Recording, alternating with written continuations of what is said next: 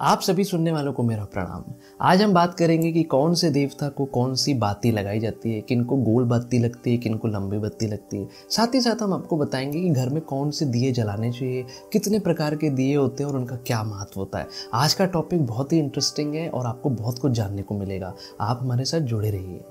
तो सबसे पहले किन देवी देवताओं को कौन सी बातियाँ लगती हैं। तो जब भी आप भगवती की उपासना करते हैं तब हम लंबी बाती लगाते हैं। जैसे कि आप लक्ष्मी जी की जब उपासना करेंगे तब लंबी बाती लगेगी। दिवाली में देखिए हम कैसी बाती लगाती है, लंबी बाती लगाते हैं। जब हम अखंड जोत जलाते हैं तब हम लंबी बाती लगाते हैं। कोई भी चीज़ जब हम लंबी बाती के तौर पे लगाते हैं तो वो चीज़ भी हमारे घर में उसी तरीके से बढ़ती है। लक्ष्मी के लिए जब हम लंबी बाती लगाते हैं तो हमारे घर में धन और संपदा बढ़ती है। इसी तरीके से जब हम अपने कुल देवी देवताओं के यहाँ भी हमें लंबी बाती लगानी चाहिए।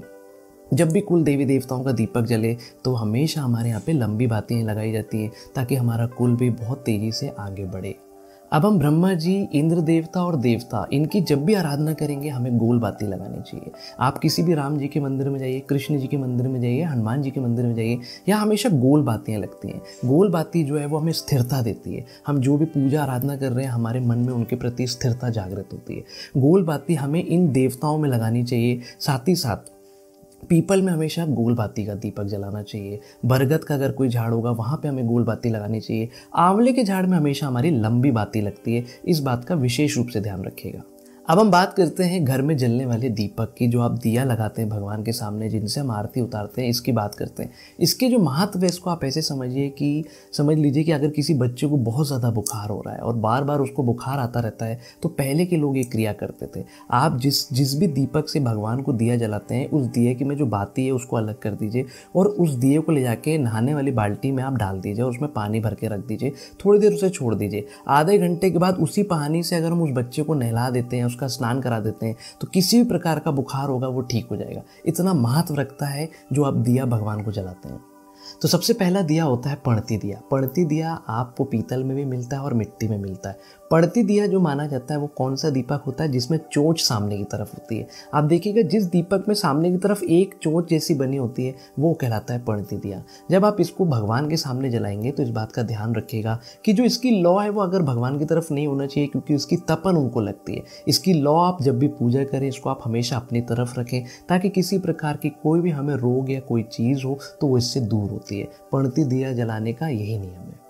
दूसरा दीपक जो विष्णु पुराण के अनुसार कहा जाता है वो कहा जाता है निरंजन दीपक। ये जो दीपक है ये डमरू की तरह होता है। आपके यहाँ पे भी निरंजन दीपक होंगे, ये डमरू की तरह होते हैं और उसमें 5 से 6 तंबूरे बने रहते हैं, चोंच बनी रहती है।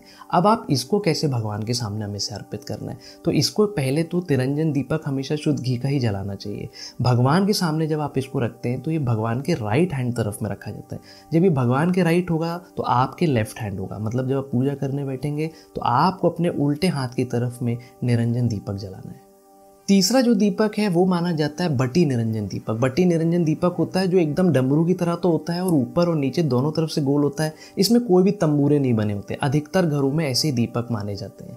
और आप ये मान के चलिए कि जो हमारे बटी निरंजन दीपक है इसको आप तेल से भी जला सकते हैं और घी से भी जला सकते हैं। लेकिन अगर आपने निरंजन दीपक को घी से जलाया तो आपकी जितनी भी इनकम हो रही होगी, मतलब आप समझ लीजिए कि अगर आप 5 रुपये कमाते हैं तो 6 से 7 रुपये आपके खर्च हो जाएंगे उदाहरण के तौर पर। तो आप हमेशा मान के रहिए कि निरंजन जो दीपक है इसको आपको हमेशा शुद्ध घी से ही जलाना है। जिन घरों में निरंजन दीपक तेल से जलता है वो कितना भी पैसा कमा लो उनके पास कभी पैसा नहीं बचेगा। आवक से ज़्यादा उनके खर्चा होने लगे। घर में 4 से 5 लोग भी अगर पैसा कमाएंगे और अगर आपके घर में निरंजन दीपक जल रहा है तेल का तो आप भूल जाइए कि कभी आपके पास पैसा बचने वाला है। आप अगर बटी निरंजन दीपक जो कि ऊपर से गोल नीचे से गोल होता है, कोई तंबूरे नहीं होते हैं उसमें, अगर इसको आप तेल से जलाते हैं तो कोई प्रॉब्लम नहीं है, शुद्ध घी से जलाते हैं तो कोई प्रॉब्लम नहीं है। इन दोनों निरंजन के डिफरेंस को याद रखिए और कौन सी दीपक कहाँ जलाने, किस तरीके से जलाने, इसको बहुत अच्छे से आप ध्यान रखिएगा।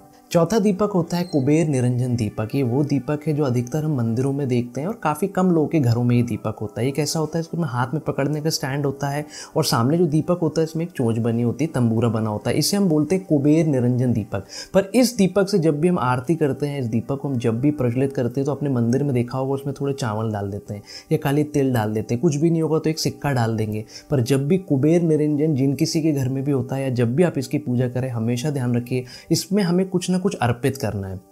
आप एक सिक्का डाल दीजिए, चावल डाल दीजिए, तिल डाल दीजिए, बिना कुबेर निरंजन में कुछ डाले हुए ना इसका दीपक जलाया जाता है और ना ही इसकी आरती करी जाती है।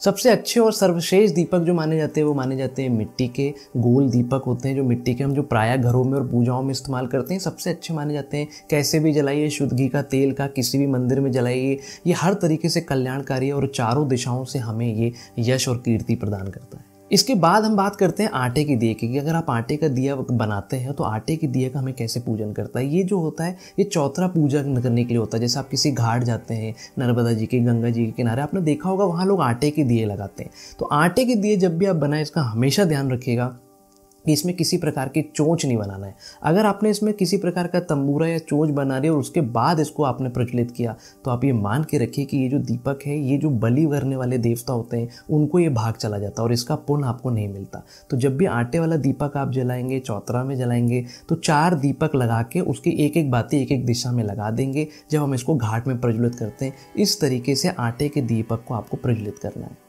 तो कौन से देवी देवताओं को कौन सा दीपक लगाना है, कौन सी बातें लगानी है, इनका भी बहुत ज़्यादा इंपॉर्टेंस है। आज जो हमने आपको ये बातें बताई हैं, ये बहुत गूढ़ बातें और बहुत कम लोगों को पता होती है।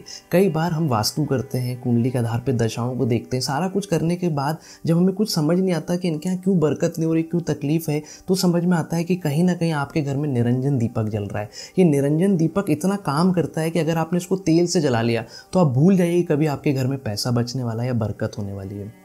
इसलिए हमेशा जब भी दिया जलाएं, उसमें बाती लगाएं, इन बातों का विशेष रूप से ध्यान रखिएगा। क्योंकि जब भी आप किसी देवी देवता के सामने दीपक रखते हैं तो उसका पहला भाग जाएगा पितरों का, पितृ ये भाग लेकर जाते हैं देवताओं तक, देवता ये भाग लेकर जाते हैं महादेव यानी शिव जी के पास, और शिव जी आदेश देते हैं बटक भैरव को कि जाइए और इनके घर में बरकत दीजिए। तो जब हम दीपक जलाते हैं तो सारा भाग प्रभु तक जाता है। इसलिए दीपक जलाते समय हमेशा इन विशेष बातों का ध्यान रखिए। कौन सा दीपक जलाना है, किस दीपक को जलाने से क्या फ़ायदे होते हैं, कौन सी बाती कहाँ पे लगाई जाती है।